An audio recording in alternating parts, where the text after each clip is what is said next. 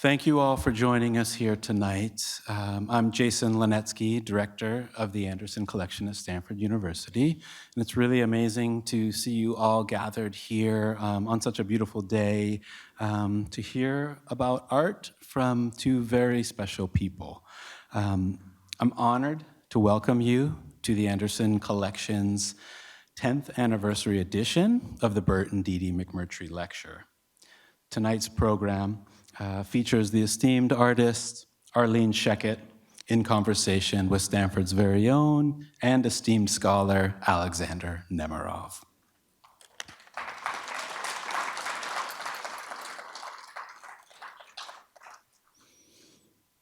I'm grateful to Deedee McMurtry and the McMurtry family for providing the support for this annual signature program of the Anderson Collection. With it, the museum has the opportunity to bring high-profile guests to Stanford to engage with the public and our university community.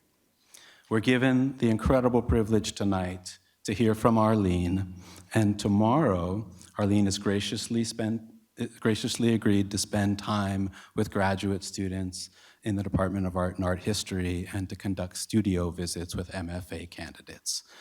How lucky for them, how lucky for us.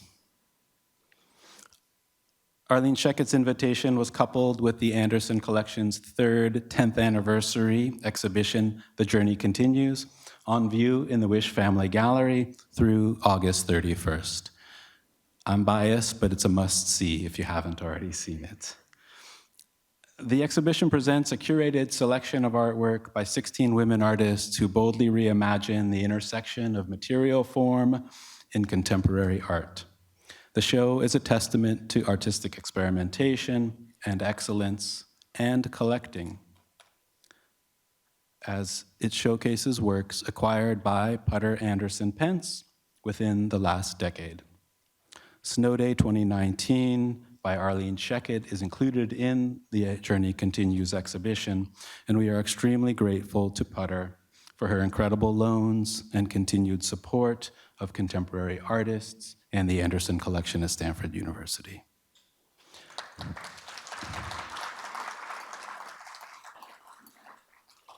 Really, all of what we do is made possible by the support and hard work of so many.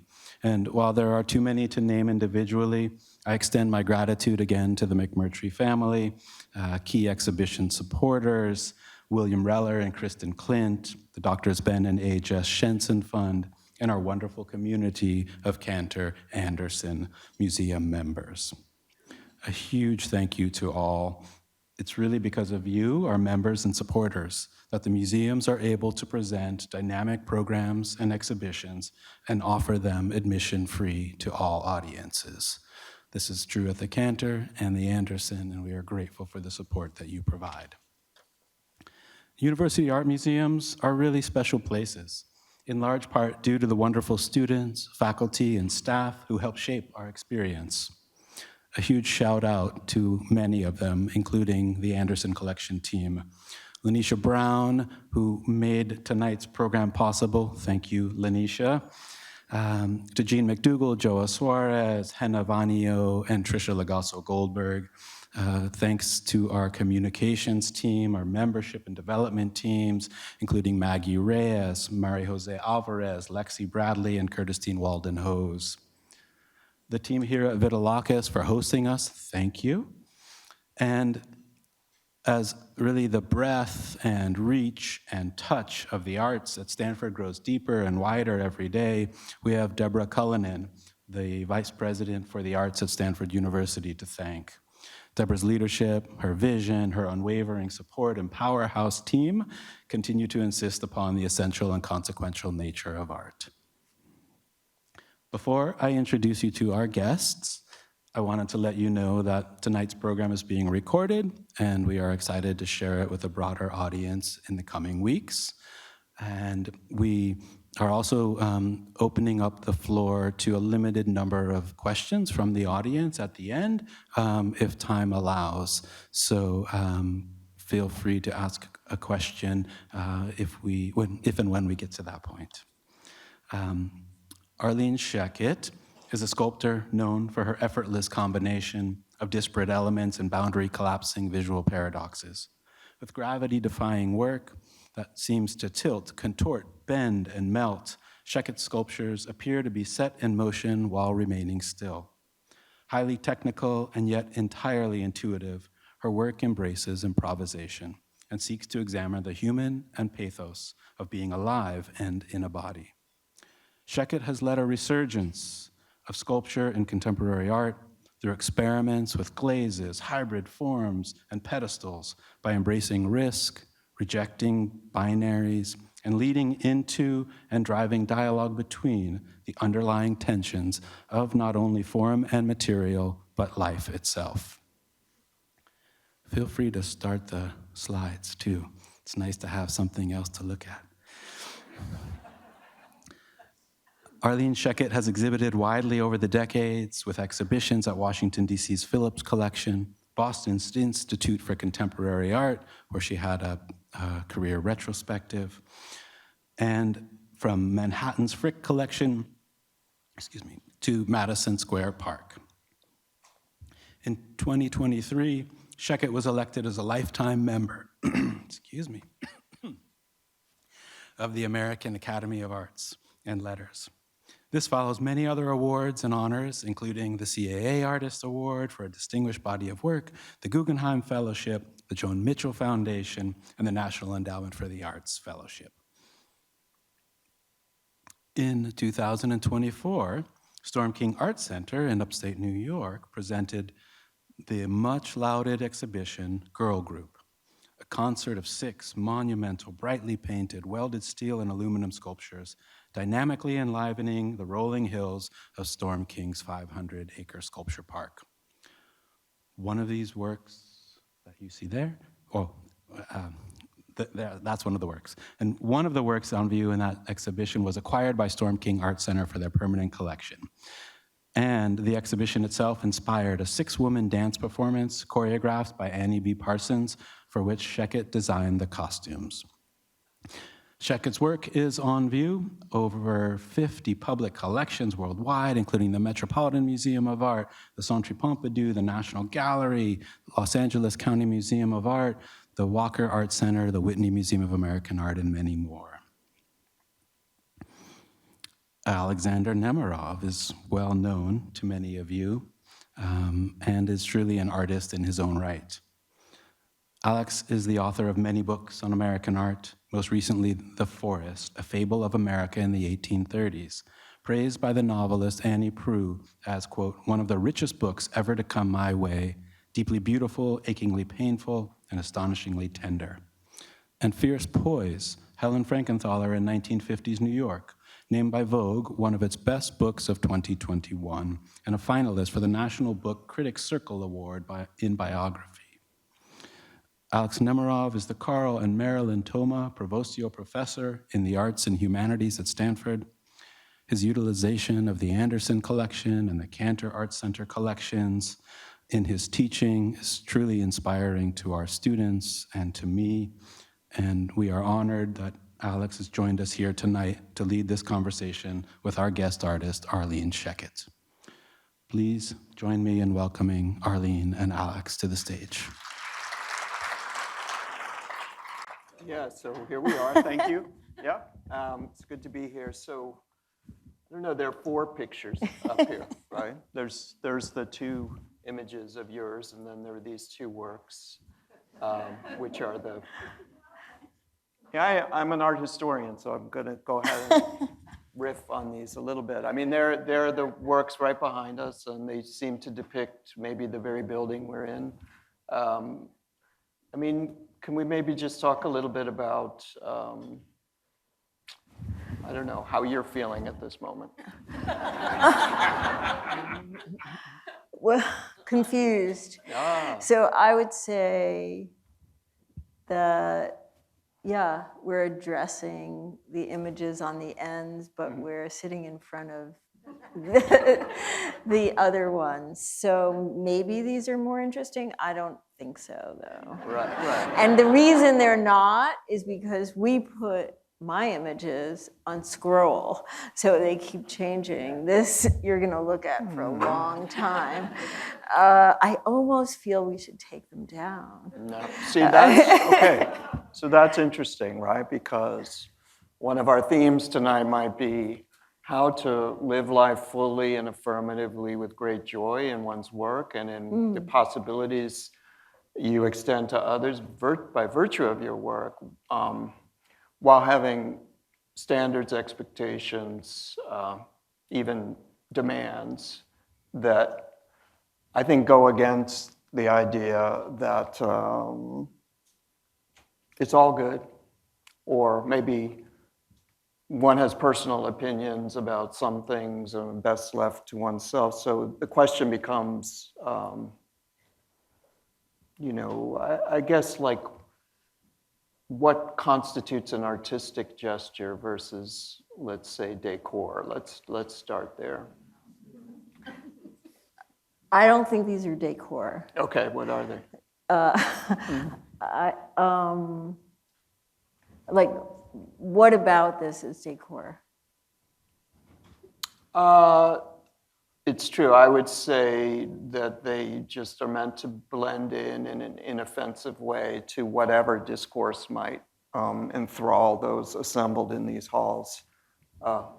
So background, I guess that's what I mean. Right. And as a practicing artist, I think my work obviously sometimes becomes just background. But it's not the aspiration. Yeah. The aspiration is for engagement. Yeah, so the girl group pieces we're seeing, there were 6 big ones at Storm King, and that was last year for 6 months there. Obviously are not background in the slightest. They are front and center, and I think one of the moving things about them for me is the way they more or less insist, but in the most generous fashion, on our taking notice of them and engaging with them. So there seems to be something at stake, the idea that there is such a thing as public art that is shaping of who the person is who sees it, and is not decor. That would seem to be almost against the odds at this point. I mean, if I think of public sculpture, I might think of, say, a Civil War general on a horse in Washington, D.C., and the idea that once upon a time such a monument would have had a public around it to understand it and appreciate it, and now those generals, I feel so sorry for them. They're on kind of traffic islands, and maybe I'm the only person who really looks at them. So public sculpture seems to have, there's a loss of faith in it or a lack of need for it, and yet your work is able to engage us. And maybe, is there something, where does that impulse to believe that you can create something that is a sculpture in the grand sense come from? I always like to work on the margins. Margins. Yeah. So if something is already effective, because it hasn't been effective, it's more attractive to me. Because I think it's difficult and challenging, and you're right, dominated by the guys on the horses. And I did study those guys. Mm-hmm. I did think about that a lot when I first started thinking about public sculpture and noticing them. And one thing I notice is the sculptures are actually really small. Mm. It's the pedestals.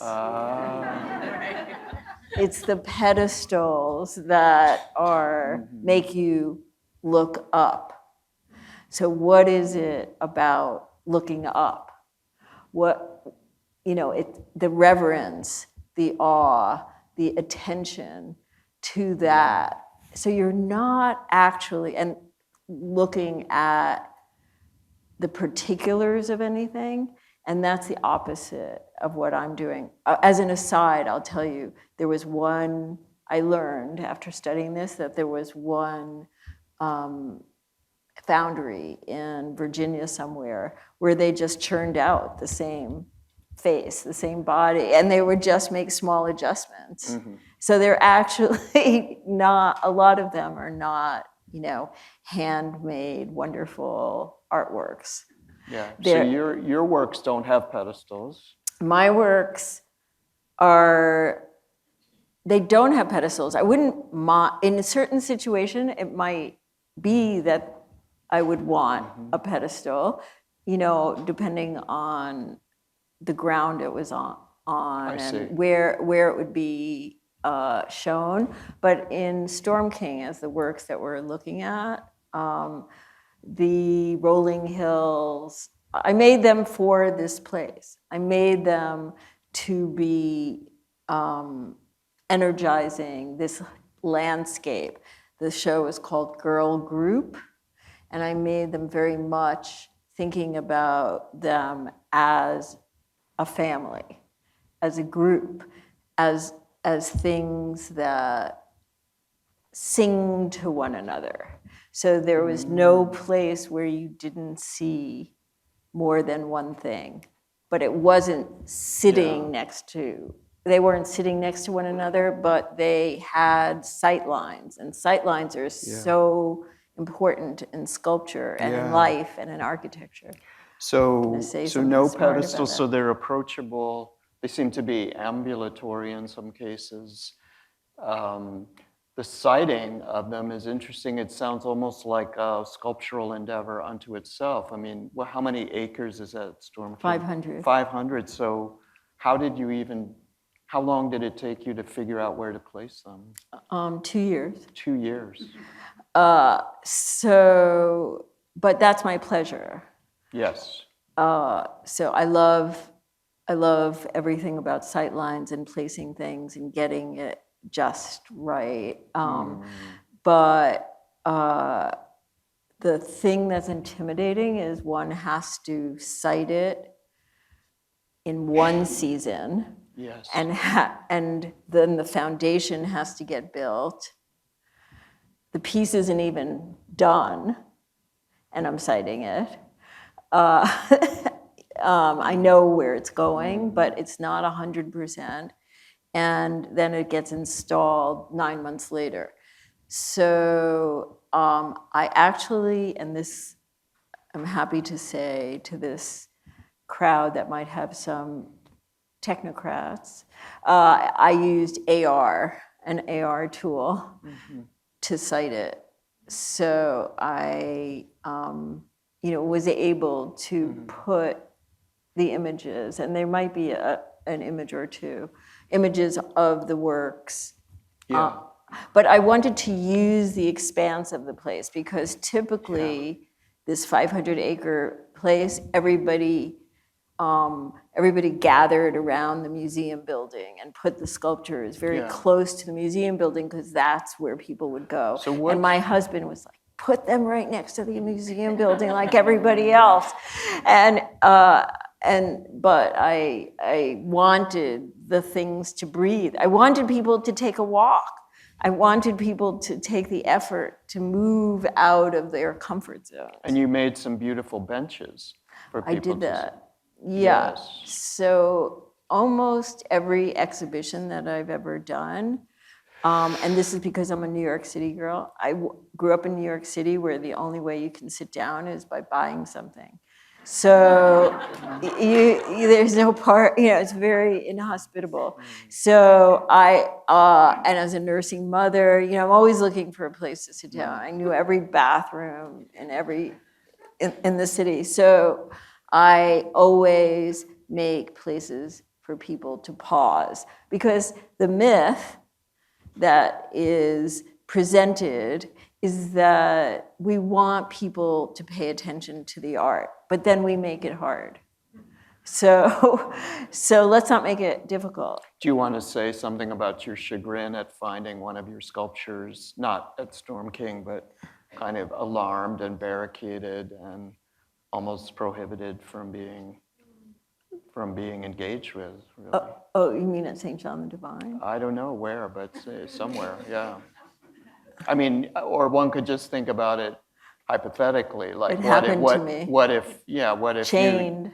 there's an atmosphere of prohibition around the work that is all but, straining to be involved with some spectator, yeah. Yeah, we can worry about that. I think Yeah. we're in a very real situation to start to worry about that. So hopefully that won't happen. Mm-hmm. But Yeah. I'm very much, I think most artists feel themselves to be extensions of their work. I feel very close to what I'm doing, and sometimes that's a problem, right? A lot of times when you're making things, when I'm making things, one of the things I'm trying to do is create distance, so I don't.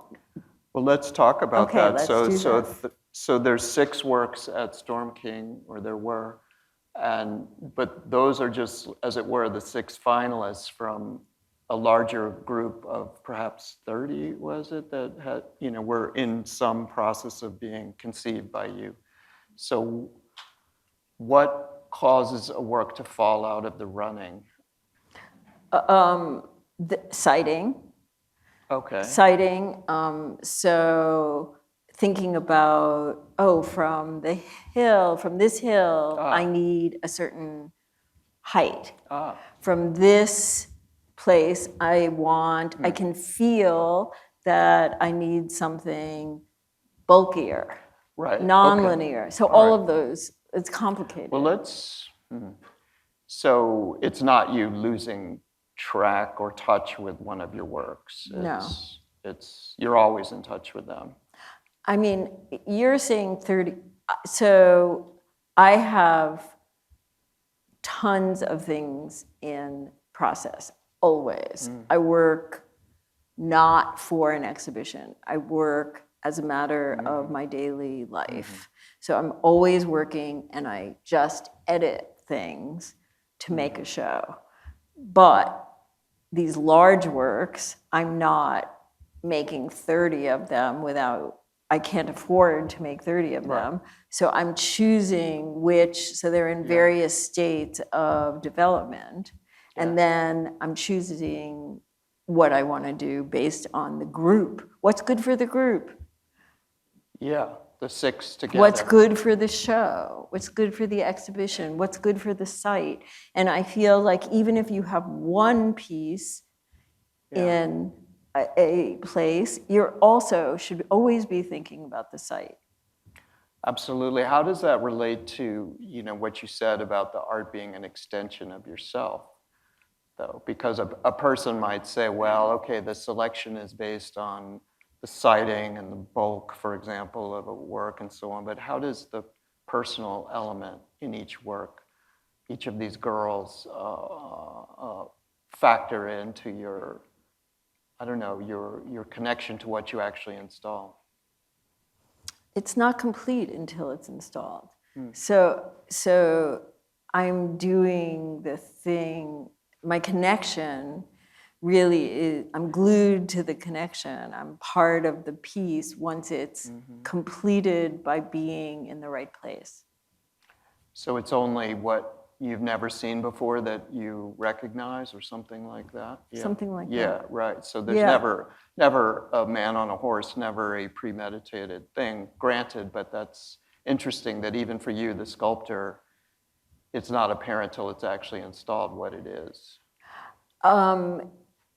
It is apparent, and then it becomes apparent again, and then it becomes apparent again. It just is a process of changing. And even now that many of the sculptures are going to live in new places, And I must say, I mourned the idea that they would be separated Yeah. because I knew it would never happen again, Yeah. that I got Well, 6 in some spectacularly pristine rolling hill mountainous environment. But now it's quite exciting to take the sculptures to new locations, and then they have a very, very different life. So now I've installed 2 of them in different places, and that will continue. And so it's, I mean, it's what makes being an artist exciting. Yeah. Which one is the one that Storm King selected? It's a pale blue one, sort of a roly-poly. Bee blue? Bee blue? Yeah. Wow, you know the name. Yeah. So David, okay, so let's just keep track for a moment. Like, I feel like got a lot of formal questions, and I'm about to ask another one here, and then there's this personal, like, the works are you, in a way you're connected. Yeah. So we definitely want to bring these together, right? Because there's nothing more distressing than an art historian, at least, talking about form or something like that. That's, like, the exits are right out there. I disagree. So anyway, okay, interesting. Yeah, all right. But color, like, is that mind-blowingly difficult to select the right color? The colors are so beautiful. David Sally has a nice piece he's written about Arlene recently, in which he likens them, I think, to Jordan almond colors, which is, he says, is not a obvious choice for a ambitious, a modernist, or however you want to describe it, work of art, a serious work of art. But so is it intuitive? Is it long experimentation? When you go to art school, you have these little kits when you're a freshman that actually Albers had a lot to do with creating this series called Color Aid, and I have tons of sets of these all over because color is all around, but it's sort of like what's for dinner. I can't remember what foods there are.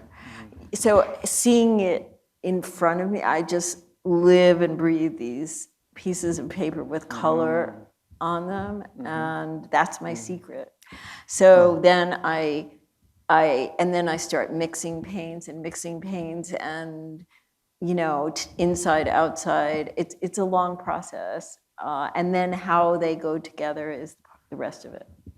Yeah, so let's bring in David Smith, the great sculptor now, Don't worry, not for long. The great, not for long. Yeah, sure, not for long. But I think I'm just thinking about. I'm not worried.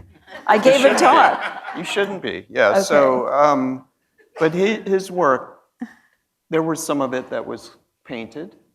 Yeah. And this is an artist who one associates with Bolton Landing in Lake George, and hence with the New York environment. And I think one of your pieces at Storm King was actually in dialogue with a large Smith sculpture, which I think David Sally said was so into its own thing that it didn't acknowledge your work, which is interesting, right?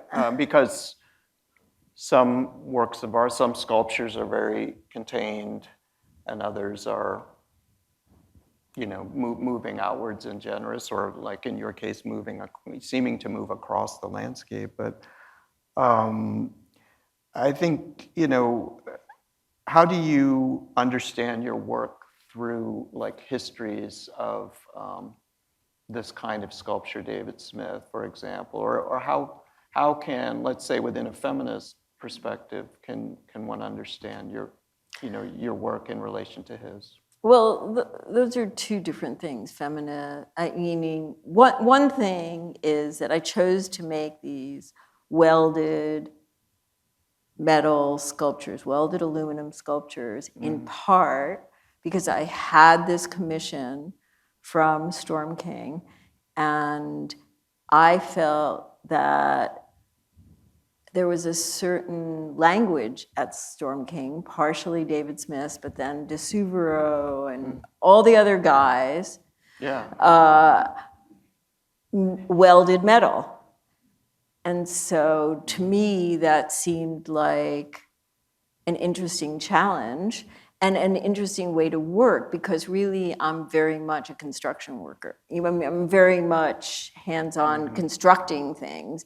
And the way large sculpture is made now, and I'm gonna say this, and most people won't understand it, is the small sculpture is scanned, and then that scan is sent to the foundry, and it's blown up to any size at all. So it's a melted together piece of metal. And it had been suggested to me over my career so many times that I do that, and I found that like abhorrent. I found that like, what am I gonna learn from that? So given that I'm an artist, this is the way I live, I have to learn something. I have to be challenged. And so making these moves with welded metal, I knew I could do it in a different way. I studied all that stuff, I knew all that stuff, and I knew I could do it differently. And I did it differently by making patterns. So I almost used like a dressmaking kind of pattern making so that everything could bend and move. And I was interested in gesture, and I was interested in these things approaching people as they also approach them. If you took a Marc de Souvero sculpture, and I think many of them are good, if you took one and you took it down, they would all be beams. You could take it down really quickly and there would all be beams on the ground. That's what they are, okay? But they're straight. So what I'm doing is I'm bringing curves and gestures into the conversation of outdoor art.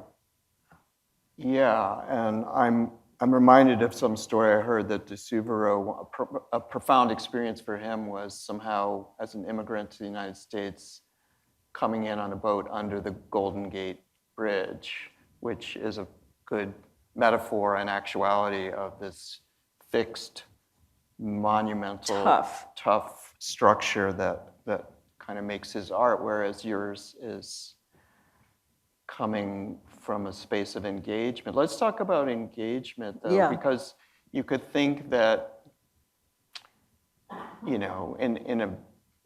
one doesn't think about this with your work, but,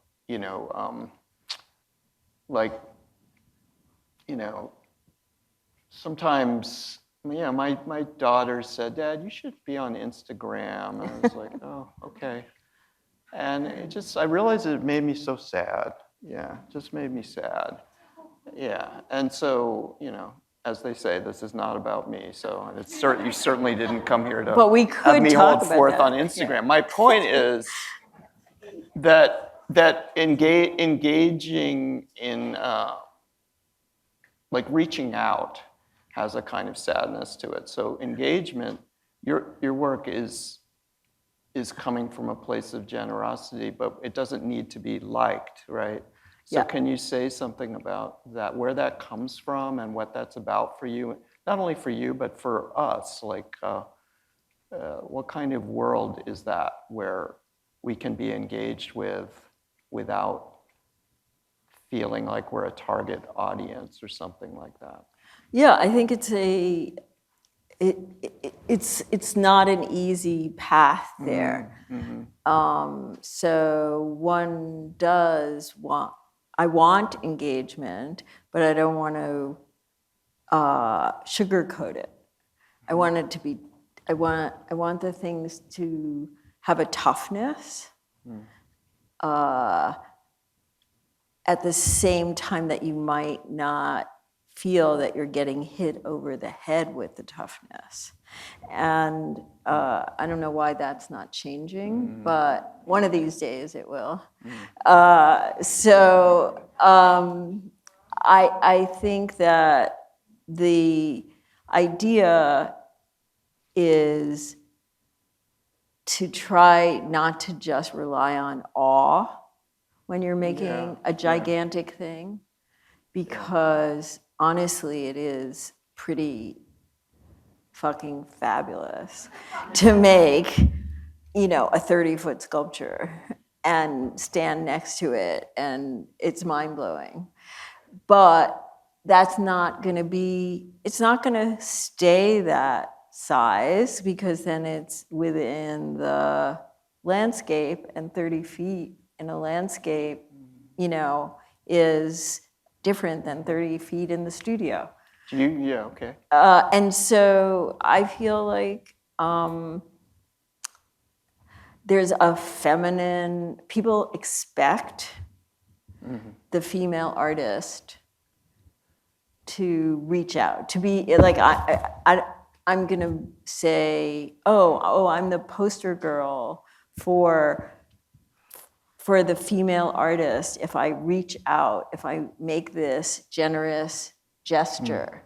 And I'm tough enough, I feel my work is tough enough, and I am tough enough to be able to stand up to that and say, I can be very generous, I can play well with others, and I can also be tough and up to any standard that you set. So, you know, what people want of you is sort of make the same thing over and over again and let us get used to it, and then we're gonna buy it.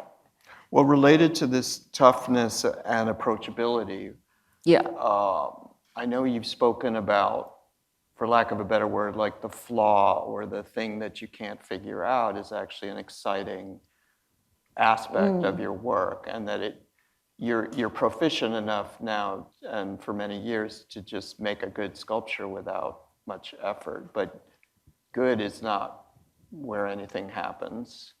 So you're saying that the flummoxing moment or the error or the something like that is actually a great opportunity, and even one you would leave in the work at the end. Could you say something about that? Yeah, getting lost. I would say that that the privilege of the artist, and I think I'm not just talking about it, I'm not talking about visual art, I'm talking about the practice of art, invites and confirms that getting lost is okay. In fact, getting lost might be what you want, because then there's the creative challenge. There's space, then there's space, because how to make space, because as you say, proficiency isn't the goal. Challenging oneself. I mean, I'd love to have you say something about your own process in that, because frankly, having read The Forest, and I felt a certain kinship with the way I was imagining your process to be very similar, or you're working towards finding the story. I'm working towards finding the story too. I'm working not knowing where I'm going. And the deeper I don't know, the more I don't know, the better it is, until then suddenly, oh no, now I need to know. You know, like then it's revealed, and you can recognize your ability to recognize the thing is so fabulous. Yeah, I would say it's maybe similar to what you're talking about. Like I might have 3 materials or 3 dress cutouts, and I'm putting them into relation with one another. Yeah. So yes, in order to be surprised, but also related to your process, maybe. In that book, I tried to write the sentences out before I knew what exactly they would mean? I knew it. Really? Yeah, it had. Some of my critics say that, and not in a nice way. I love that. Yeah. No, but it had that ability to improvise. Right. It creates an improvisatory situation that Which that is- surprises you. Right, and which is smarter than the person who writes it, right? Just like the sculpture would be smarter than the sculptor sometimes, and that's the place, that's the holy place you want to be in. So Yeah. let's go back, let's go for the first time, in fact, to a little biography, not to, hey? Hey, yeah. But okay. just, is it, you can say, now this isn't really the right kind of question, but I mean, I believe in childhood as a place where our way of being is formed. That's hardly unusual to think that, but I guess I do feel very connected to my own childhood, Yeah. for example. So are there, say, 2 or 3 moments from when you were a little girl where you look back now and you say, oh, that contains something that very much is a part of who I am now in my work? I liked spending time by myself. And I don't think, and that was a little bit weird in, being a girl. And where was that? That was in Forest Hills, Queens, So New York what- City. so And what it was would you just like, I remember spending a lot of time in my room just just daydreaming. And I feel, and then when I started teaching, when I was teaching in art schools, I would always see there were some really good artists who were very social, and I would think, no, they're never going to be able to do this. Because this is Right. a long haul by Right. yourself. I remember when I was an assistant professor here, I got 2 kinds of advice about how to succeed at Stanford. One was basically like network, know the right people, not just here, but in my quote unquote field. And the other was write your book. And I knew, just like you, I knew like, yeah, I'm not networking with anyone. Definitely not doing that. But I think I understood. Yeah. Not just because I'm a tender-hearted soul, but kind of antisocial. Like I'm into being alone also. But because that just seemed like such a loser thing. Like I'm not gonna go make nice with some person because they might write me a letter. Like either I'm gonna do my work or not. Like that's it, right? So anyway, back to your childhood. Yeah. Okay, so that's one thing. You like to be alone, and that. I like to be alone, and then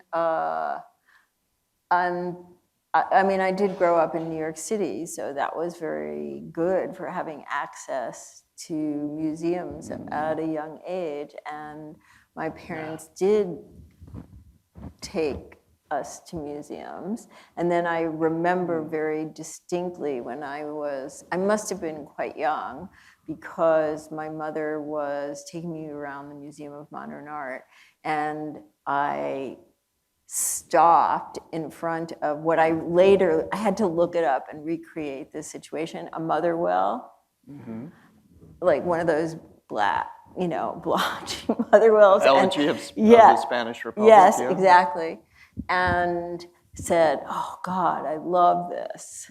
And I just went on, and my mother was, she just said, what 5-year-old loves this thing? All right. Now we're getting somewhere. Yeah. Right. Yeah. So, wow. So I, so that was important. But my mother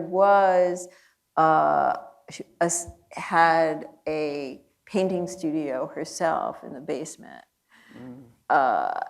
and but just, she could have, if she had grown up at a different time and was willing to take herself seriously, she could have done something, but she didn't. So she was just, sort of drawing whatever. And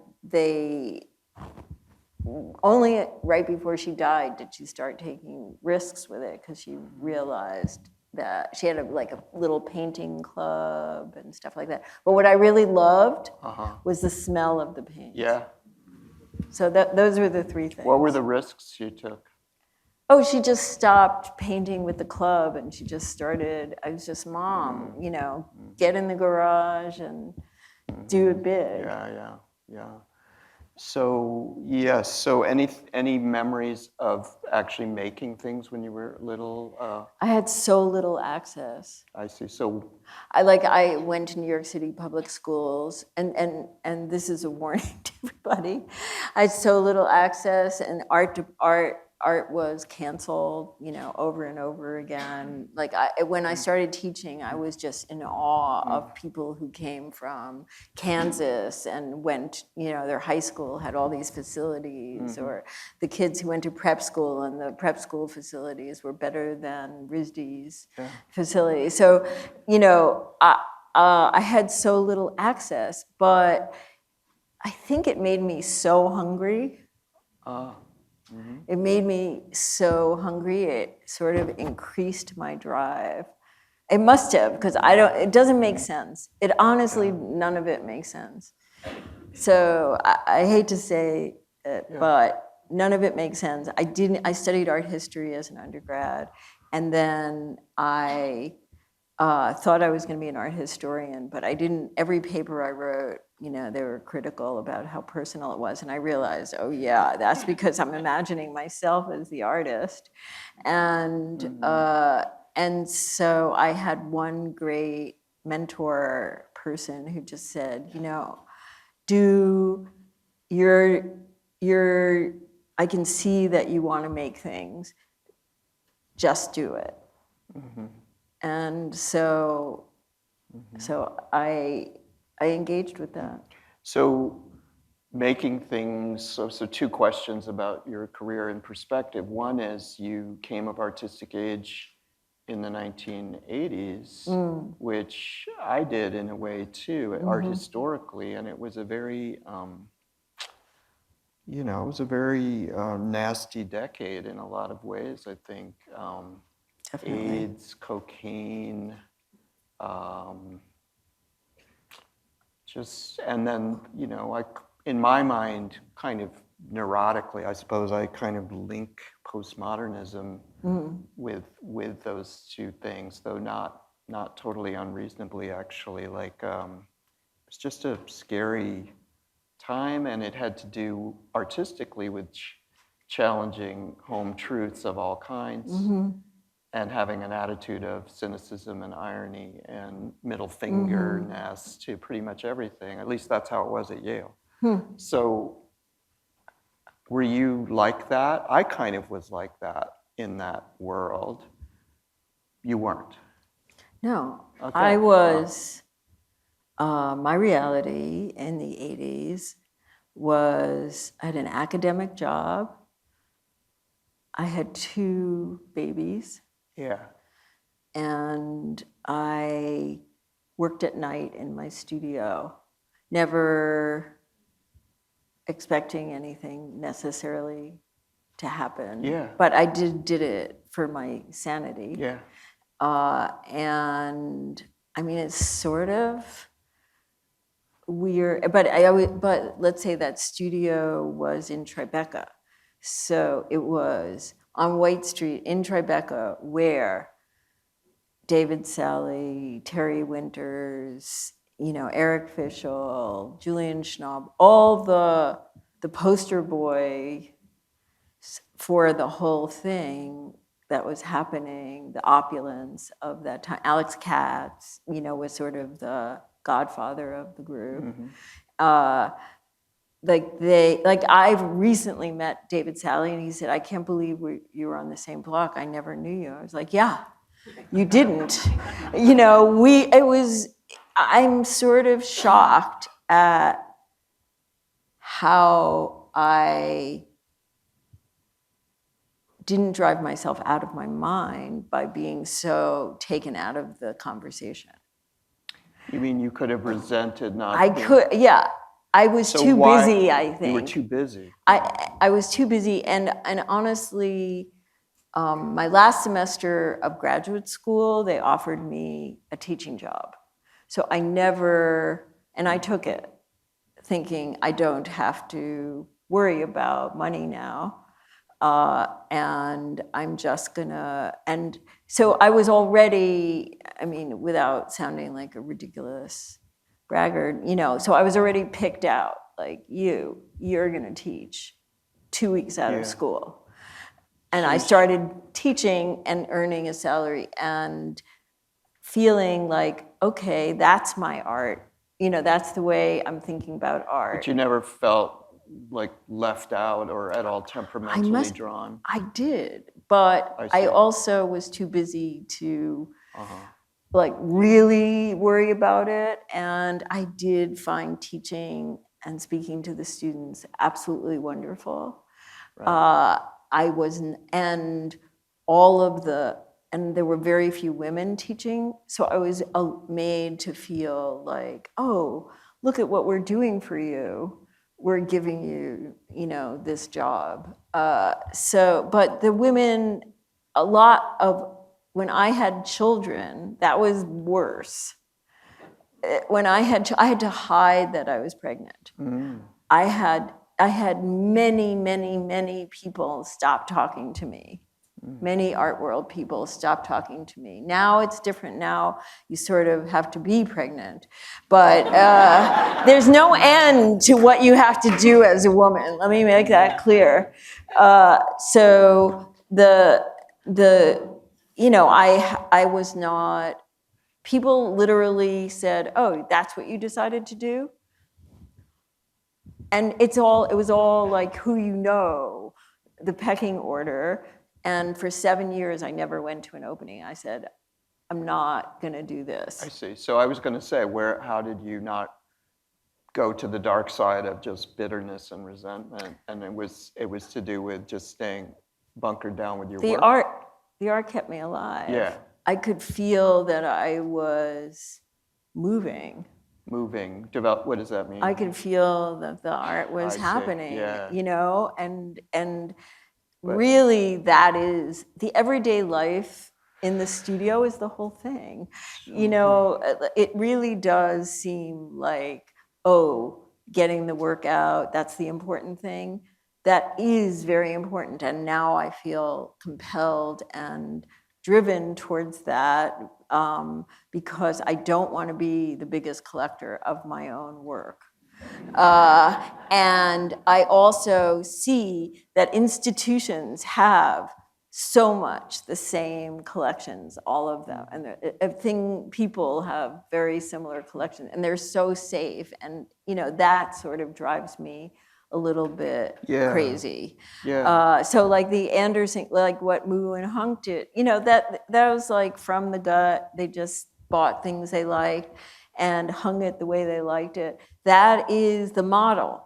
And that's why it is great that that collection exists and is here. And I'm looking forward to seeing the Cantor collection tomorrow. But I was at SF MoMA early this morning, you know, to walk through with some curators, and there's amazing things. But the Ruth Asawa show, like there's somebody in her, you know, who when she was alive, she was in all the right places all of the time. Black Mountain College. She didn't get, I mean, now she didn't get her due, but she had a great time. So I felt like that might happen. So the art is the thing. The art is the thing that compels and drives you. And you said moves you, so I presume you mean like carries you along in your life and creates a kind of font of perpetual self-creation, which is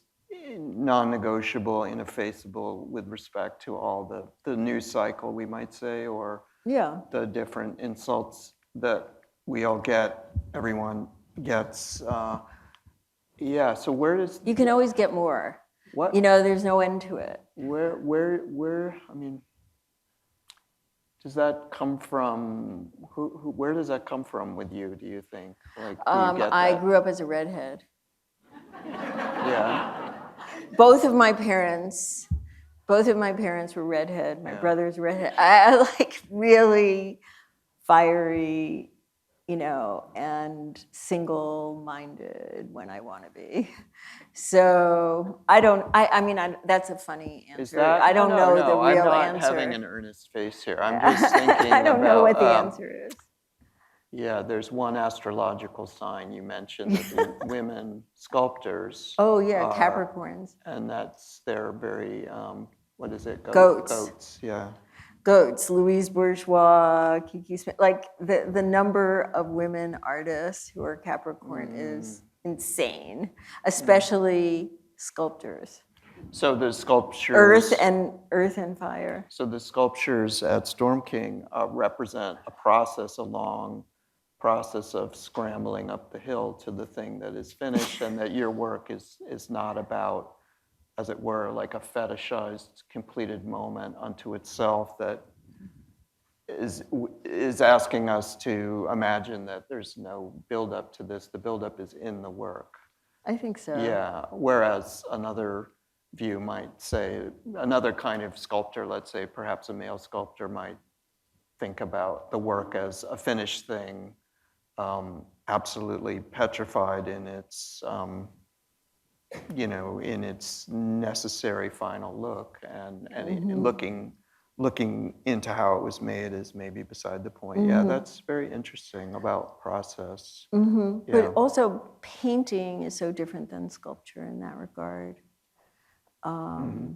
Because sculpture is very permeable. Yeah. Permeable to its surroundings.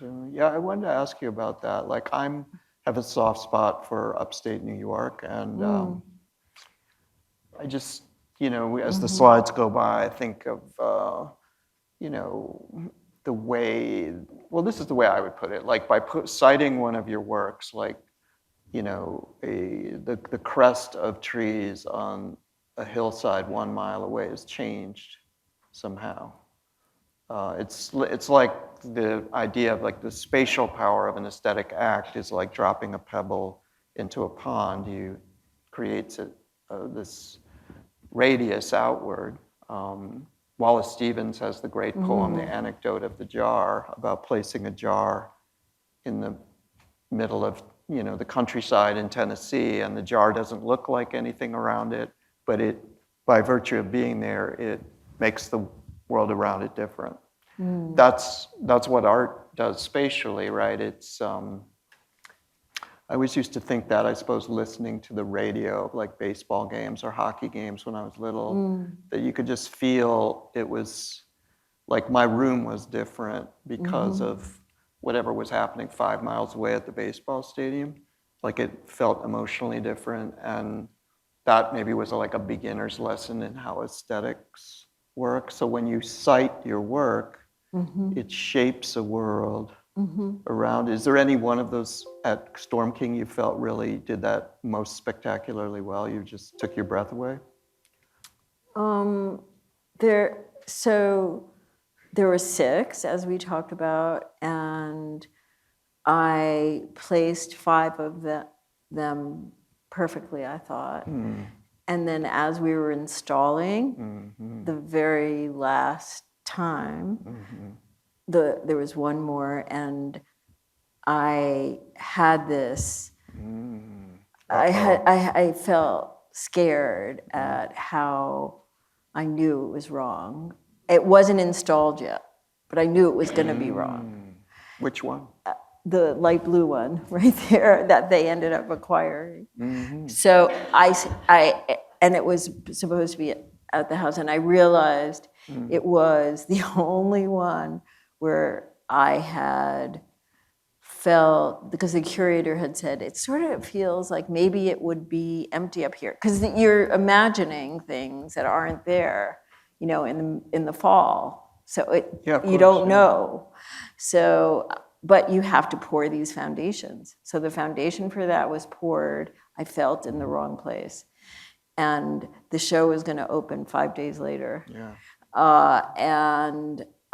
So I went home and I got up my courage. I didn't even tell my assistants who were working on the installation. I didn't tell anybody.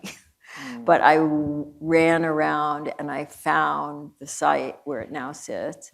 And then I called the curator and I said, can we meet tomorrow morning? I need to change the sighting on one of the sculptures. And she met me and said, absolutely, 100% no. And for good reasons, you know, Yeah, we're sure. already stressed out, the opening is happening, 100% no, it's gonna be fine. And I went home and Mark said, just accept it, no, don't, you know, and I just agonized about it, and finally, and then she had the other people from the facility call me and say, no, it's not possible, because the concrete actually did need to cure before the thing got put down. Anyway, long story short, I finally said, that's okay, you can't do it, I'm pulling the sculpture. Played that card. Wow. I played that card, and I've never played, and I understand, you know, and I played that card, and then a couple of hours later, she said, be here at 8 o'clock in the morning, and to cite that thing, tell us exactly where it's going. We're gonna pour we're not pouring that fancy foundation. We're gonna just pour a slab, because it'll be easier. I said, whatever you want to do, I'll owe my, you know, blah, blah, blah, blah, blah. We got in the car the next morning, I cited it, and it's the one they acquired. So here, And part of my, for the acquisition, part of my requirement was that it stay in that spot which they have never done. It stay in that spot for at least 2 or 3 years. so there's that toughness. I mean, I just knew it was going to be wrong, and for me, it was going to wreck the show. All right, so, wow. So a question here is about how difficult it is to be a so-called modern artist, because again, like just to go back to the example of the Civil War generals on their horses, like there's no question, like it's going to be at this one place, it's a guy on a horse, just go for it, just do it. It has a assigned civic purpose and so on. This, you know, there is no quote unquote assigned civic purpose. No. You could even say that sculpture gardens, no matter how exalted and beautiful they are, kind of acknowledge by their very existence that there's no home for sculpture really in the public sphere. They're kind of sanctuaries for lost sculptures, you know, who need a place to be. Hey, that's so sad. No, but I'm coming. I don't like sculpture gardens, by the way. Okay, see, yeah, they feel a little convalescent, don't they? I much prefer a campus. Campus. A campus or a situation where the sculptures find their place. Yeah, there was a sculpture here on campus. It's been rotated out that the students called the churro, and it was like a melted column. Yeah, I tried to not see it because I'm a sensitive soul and I didn't want it to affect my. A melt, really? Well, it was like a column that. Yeah, it's true. I wouldn't have thought of churro, but yeah, that. So. Oh, I can't wait to hear what it was. Yeah, well, so. But my point is that sculptures on campuses or on, like there's no obvious meaning or purpose even, just, you know, in the sense of like an agreed upon civic need for this kind of work to be at this place in order to represent this value or so on. So that's a condition of possibility, but it also can be kind of terrifying, or it can make people say, like, no, it's fine where it is. It'll be fine where it is. So can you say a little bit about what's so devastatingly at stake in the citing of one work that would cause you to retract it? And what I mean by that is, I guess, some notion not just of what feels right to you, but what is, what is most deeply truthful and impactful about a work of art that would lead you to, that to many people would say, no, it's fine where it is, but it has to be in a certain place. Can you say something about how, I mean, to me, that speaks to everything we talked about tonight, just about there's something at stake in these works, right? And it's almost not even about the work, it's about the people who might confront it, and in the Rilke sense, have their lives be changed by it. The one thing is the space around it, that it is, that people, the audience, the people walking by can actually have the experience of seeing it from many different views. Mm-hmm.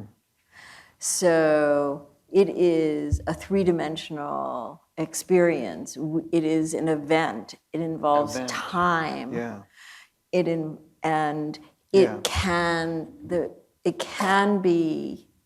has the potential to be experienced differently thousands of times. Yeah.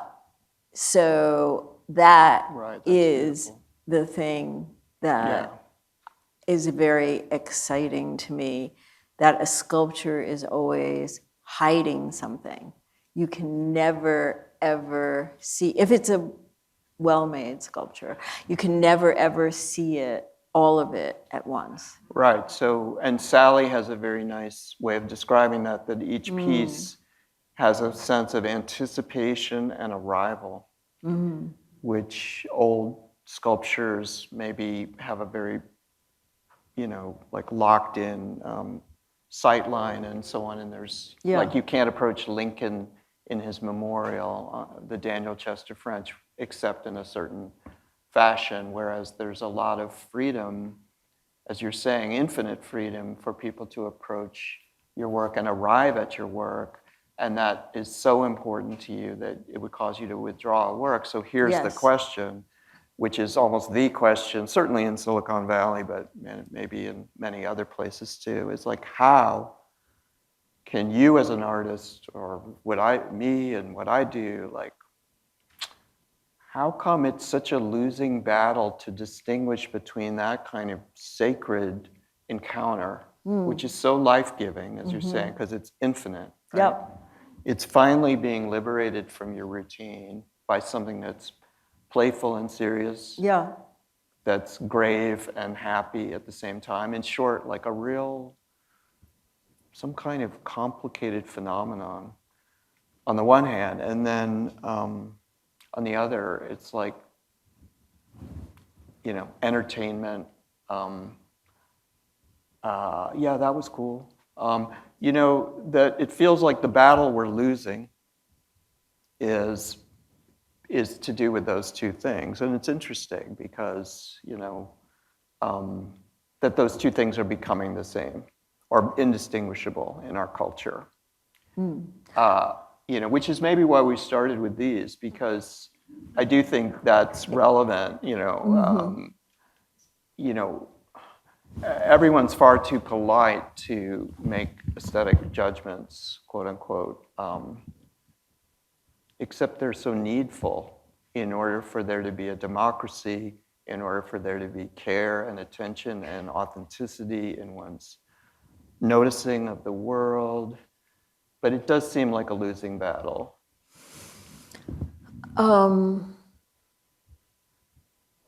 I wanted to say one other thing, Yeah. which is that sculptures are also markers. Markers, yes. They're just simply markers. And I think Yeah. people can take them on that very simple level, and then they get elevated by repeat experiences. So this is the place This where... is the place where I first saw this. I love that. Oh, I got to tell you a story about that. Okay, good. In Vergennes, Vermont. So I'm from Vermont. Oh. Okay, looks like we're getting, Okay. like 1 minute? No minutes. No, come on here. It's 7:20. All right, I've got to tell my story. Okay, yeah, then tell I'm going your to give the story. last word. And Tell then, your story. And then, yeah, we'll have some questions. I All right. love Vergennes, by the way. You do too? Yeah. What, do you know the sculpture, the 1812 war sculpture Yeah. in the little town park? Yeah, yeah. Yeah, you do. Yeah, because our daughter went to Middlebury. Oh, Yeah. very nice. Okay, so. So I just picture that sculpture is a kind of, it's important unto itself. It's designed by the same guy who did the National Gallery, I think. But its main purpose is to attract the miscreants smoking pot in the middle of the night or fornicating or whatever it is. Like, that's where the action is. It's like, let's meet at the sculpture. And then the sculpture becomes the place, the occasion. And that's so beautiful. Totally. As a Vermonter myself, I mean, just gives me goosebumps to think of, kids from the 1970s meeting up to do whatever they're going to do at the sculpture or something like that. So the sculpture has to be there, but it's not.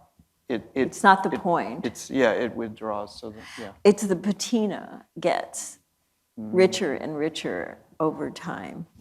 And so, yeah, exactly. I love that. So as a historian, to me, that's a lot what you're writing about, this thing being built up.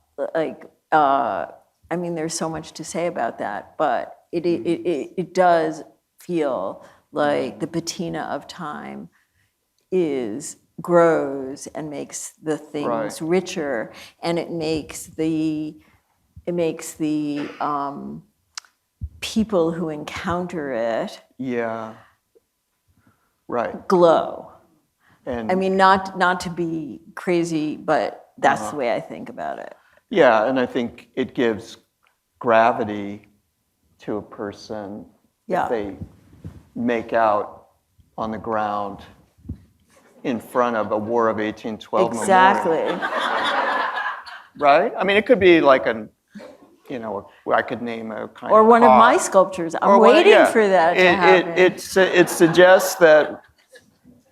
It suggests that we're more artistic than we think. Yeah. That we're not just fungible, entities on the way to our expiration without a trace of ourselves on earth. We're gods in a way. We deserve our fucking art, right? Right? And because there's a beauty in what we do, but we need art to consecrate it. We need art to consecrate it and to solidify it. Yeah, but so last point is maybe it's just the way it's always been, but it's so interesting that people don't, for the large part, having experienced this a lot myself, I think people don't need or want art. They regard it as a truly extraneous thing. And so that's why, I just want to say, among all the things we've spoken about tonight and the qualities we've explored, like, I'm just so impressed by your toughness, whose most sterling characteristic, I think, is that you're not even reflecting on your toughness, that you just are tough. And that's kind of how you have to be, I think. And yet to be generous at the same time, that's rare. Yeah, and toughness is not, like, I grew up as an artist with all those tough guys who had each other. Yeah. As a woman artist, you don't really have that many pals who are, and then the thing is, as you get maybe more successful, you have fewer. Because it's a dog eat dog out there. But you don't have to think of it like that. You know, that's only if you pay attention to it. But that's why I live in the country. So I live, you know, and my studio is out of the city. When you go, if I lived in New York City, still I would, you know, that it forces you to be at these events. Now I can easily say I'm not going to be, but like being in the wild, being in the world is what reminds me at the same time as I want to pull back. Being in the world reminds me why I'm doing it, because it really is my form of communication, and it's a well-worn path with all other artists. You know, we don't know what to do, we just do that. Yeah, and our solitude creates worlds around it. Yeah. And somehow it's important in that moment. And I'm willing to say that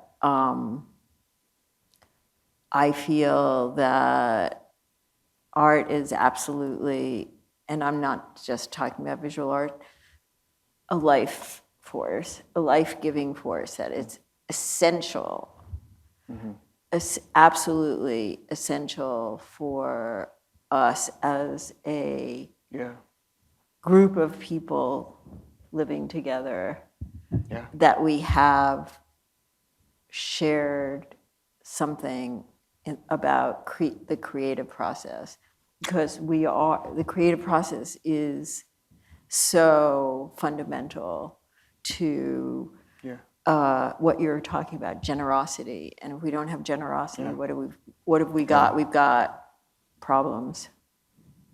Well, we have people, I think, many of them in this part of the world, telling us that we can have our art made for us, and et cetera. So do we have time for questions, or do you, like 2 or 3 questions? You all are so nice. Okay. Hold on, we're going to get the mic here first. Yeah, okay. No, I think it's for the recording. He's in an emergency question. Okay, yeah. Emergency question. You talked about pattern making earlier. I think it was reference to these larger monumental pieces. Yeah. Made out of what? Oh, made it out of that. I mean, with metal? Small? I'm just bending. Yeah, like this piece. If you came up and saw, you could see that I'm scoring and bending and doing all of the things that are like pattern making. So you have those pieces in maquette form then in your studio? I make cardboard and paper models, and then as I'm in the process of working with the pieces, I make changes. But yes, my normal practice is to start, I don't know where. When I'm working with clay, I just start. But in making these, I can't just start like that. So I work it out, but I have years of doing those. Yeah. And then the wooden pieces, not the ceramic, that look like their hunks are really hard to lug around in place. The wooden structures. Yeah. Oh. How does that happen? Yeah. So that's the other part of what I do, which is why I said I'm a construction person, because I'm constructing hunks of wood with pieces of ceramic and pieces of steel, and one is in response to the next. So it's like a call and response situation that can go on for years. And I work with straps, and I just cut things and strap them together to other things, and I cast the clay from the wood. It's a whole messy process that I've somehow developed, but it's where each piece really needs one another, and that's the driving force, aside from giving some kind of form to instability. I want them to be very vulnerable and yet fit. We have another question. Thank you. I loved the photographs of the dancers with your work, and dance itself is very sculptural. So I just wanted to kind of know more about the process of choosing to incorporate dance as a medium with your work, and as the artist, how you felt that the dancers' bodies complemented your sculptures. Yeah, that was just as much performance, some kind of performative act is always part, if I can pull it off, always part of what I'm doing when I'm working in the public sphere. Because, so in this case, and in all cases, let's just say I start thinking about the sculpture as the choreographer, and that just the regular people who visit are being choreographed by the sculpture. And Annie B. Parsons, who's a wonderful choreographer who I knew just a little, I called her up and I said, you know, are you interested in this? And she has this, I knew she thought about things a little bit like I did and could be very loose. And she went with that idea that each piece would set the stage for there were 6 dancers, 6 sculptures, and it was a moving thing. Like the dancers moved around, the audience moved around, we walked through the whole thing, and it was. But she said, and you're doing the costumes. I was like, okay. And you know, so it was that we enacted this thing that could have taken many different forms. But I was so happy to collaborate, because it is also wearing to do everything by yourself. So that was fun. And gave me different views of the sculptures, and also looking at them, you really understand the scale of the works. Like without seeing the dancers, you don't really understand them.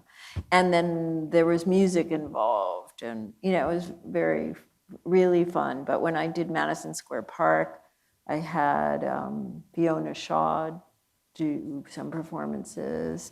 Unannounced performances. We did unannounced performances that just gathered steam over 5 days, so that people would say, oh, at noon, I think there's something crazy going on in Madison Square Park. Same with Diane Weiss, we did Beckett, we did high-level stuff like Happy Days in Madison Square Park, you know, that we didn't try to dumb it down. And it was really fun to experience that people are hungry for high-level stuff. They can handle it. This is just random humanity can handle it. Yeah. Time for one more question. Right.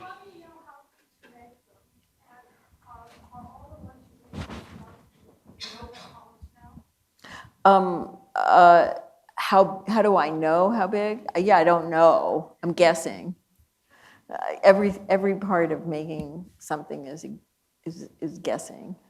So I don't know, but I have, from my years of experience, I have a sense of the siting and what this site looks like, and that's why it took me 2 years. I went back and back to the site over and over and over again, and decided, because I had 500 acres, I could have put these things anywhere.